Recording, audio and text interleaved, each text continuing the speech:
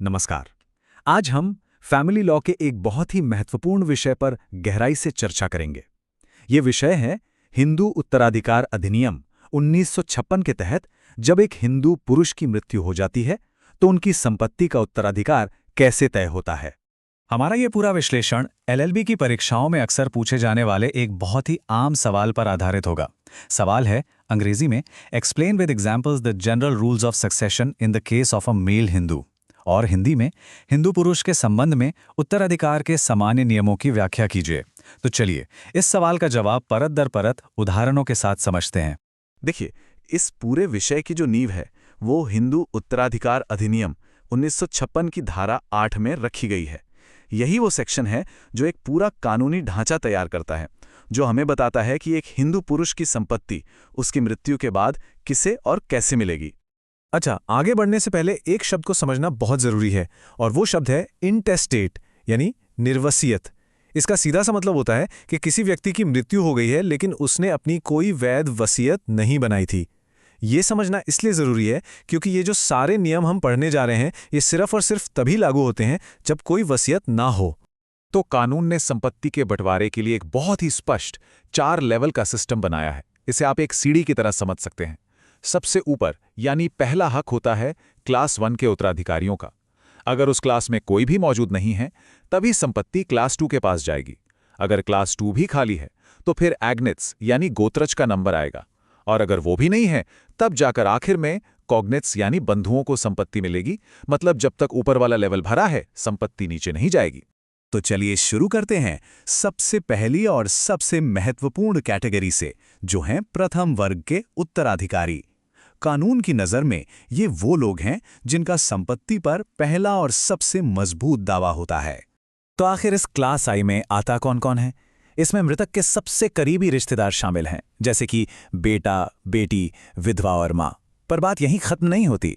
इसमें उन बच्चों के बच्चे भी शामिल हैं जिनकी मृत्यु संपत्ति के मालिक से पहले ही हो गई थी, जैसे कि पहले मर चुके बेटे का बेटा या बेटी, या फिर पहले मर चुकी बेटी का बेटा या बेटी। ये नियम ये पक्का करता है कि संपत्ति परिवार की अगली पीढ़ियों तक भी पहुंचे। अब आता है धारा 9 का सबसे शक्तिशाली नियम। इसे आप क्लास 1 का गोल्डन रूल भी कह सकते हैं। ये नियम साफ साफ कहता है कि अगर क्लास 1 का एक भी उत्तराधिकारी जिंदा है तो वो क्लास 2 गोत्रज या बंधुओं को उत्तराधिकार से पूरी तरह से बाहर कर देगा। मतलब अगर क्लास 1 में कोई एक भी है तो बाकियों को संपत्ति का एक अंश भी नहीं मिलेगा। इस गोल्डन रूल को एक बहुत ही सीधे से उदाहरण से समझते हैं। मान लीजिए एक हिंदू पुरुष की मृत्यु हो जाती है और वो अपने पीछे अपनी माँ और अपने पिता को छोड़ जाता है।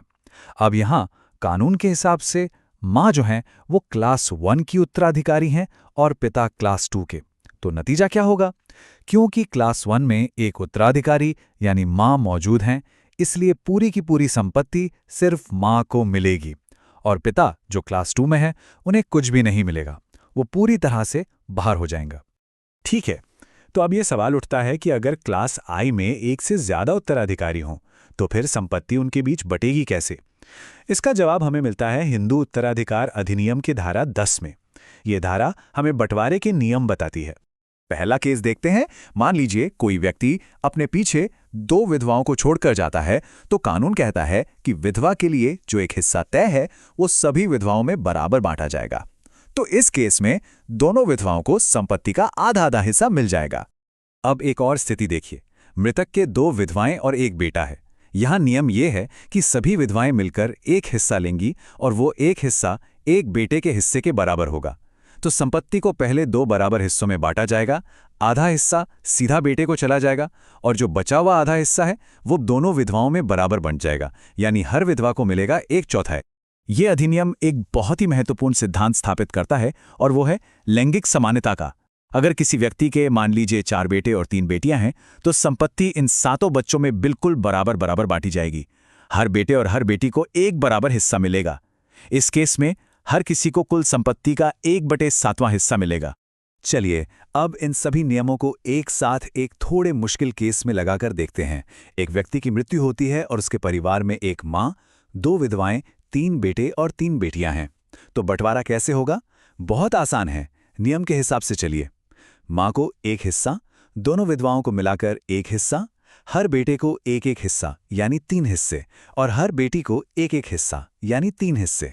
तो कुल मिलाकर 1 + 1 + 3 + 3 यानी 8 बराबर हिस्से होंगे और हर यूनिट को संपत्ति का 1/8वां हिस्सा मिलेगा। अच्छा, यहाँ एक छोटा सा पॉज लेते हैं। अगर यह विश्लेषण आपको इस जटिल विषय को आसानी से समझने में मदद कर रहा है, तो कृपया एक क्षण निकालकर इस चैनल को सब्सक्राइब करें और इस वीडियो को लाइक करें। इससे हमें आप तक और भी ऐसे विस्तृत कानूनी विश्लेषण पहुंचाने की प्रेरणा मिलती है। चलिए अब हम उत्तराधिकार की सीढ़ी के अगले पायदान पर चलते हैं। लेकिन याद रखिएगा, क्लास 2 के उत्तराधिकारियों का नंबर सिर्फ और सिर्फ तभी आता है जब क्लास 1 में एक भी उत्तराधिकारी मौजूद ना हो। क्लास 2 की जो लिस्ट है उसकी बनावट थोड़ी अलग है। इसे 9 एंट्रीज यानी प्रविष्टियों में बांटा गया है। जैसे पहली एंट्री में सिर्फ पिता का नाम है, दूसरी एंट्री में भाई, बहन और कुछ दूसरे रिश्तेदार हैं, और ये लिस्ट इसी तरह आगे बढ़ती जाती है। यहाँ ये समझना बहुत ज़रूरी है कि ये जो एंट्री का क्रम है ये बहुत मायने रखता है। क्लास 2 का नियम ये है कि यहाँ प्राथमिकता एंट्री के हिसाब से दी जाती है। मतलब जो भी उत्तराधिकारी ऊपर की एंट्री में मौजूद है वो अपने से नीचे की सभी एंट्रीज के उत्तराधिकारियों को पूरी तरह से बाहर कर देगा। जैसे अगर पिता जो एंट्री 1 में है जिंदा हैं, तो एंट्री 2 या उसके बाद की किसी भी एंट्री में मौजूद किसी भी रिश्तेदार को संपत्ति में से कुछ भी नहीं मिलेगा। अब सोचिए, अगर क्लास 1 और क्लास 2 दोनों ही वर्ग खाली हों तब क्या होगा? तब संपत्ति जाती है गोत्रज यानी एग्नेट्स को। ये वो रिश्तेदार होते हैं जो मृतक से पूरी तरह से पुरुषों की वंशावली से जुड़े होते हैं। और अगर कोई गोत्रज भी ना मिले तब सबसे आखिर में संपत्ति मिलती है बंधुओं यानी कॉग्नेट्स को। ये वो रिश्तेदार हैं जिनके संबंध में कहीं ना कहीं कोई महिला आती है। कानून हमेशा गोत्रज को बंधुओं से ऊपर वरीयता देता है। तो अब तक हमने जो भी नियम और सिद्धांत समझे हैं, आइए एक बार जल्दी से उन सभी को एक साथ रखकर इस पूरी व्यवस्था का सारांश देख लेते हैं। उत्तराधिकार का ये क्रम अटूट है, इसे तोड़ा नहीं जा सकता। स्टेप 1, सबसे पहला हक क्लास आई के उत्तराधिकारियों का। उन्हें प्राथमिकता मिलती है और वो बाकी सबको बाहर कर देते हैं। स्टेप 2, अगर क्लास आई खाली है तो क्लास 2 का नंबर आता है, जहां प्राथमिकता एंट्री के अनुसार तय होती है। स्टेप 3, अगर पहले दोनों वर्ग खाली हैं तब गोत्रज का हक बनता है। और स्टेप 4, अगर कोई भी नहीं है तब आखिर में बंधुओं को संपत्ति मिलती है।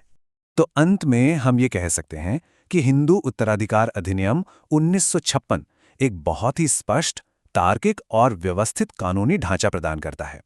ये कानून सुनिश्चित करता है कि अगर किसी व्यक्ति की मृत्यु बिना वसीयत के हो जाए तो उसकी संपत्ति एक अनुमानित और सही तरीके से बांटी जाए और मुख्य रूप से उसके सबसे करीबी परिवार के भीतर ही रहे। ये कानून किसी भी तरह के भ्रम को दूर करके एक बहुत ही व्यवस्थित प्रक्रिया स्थापित करता है।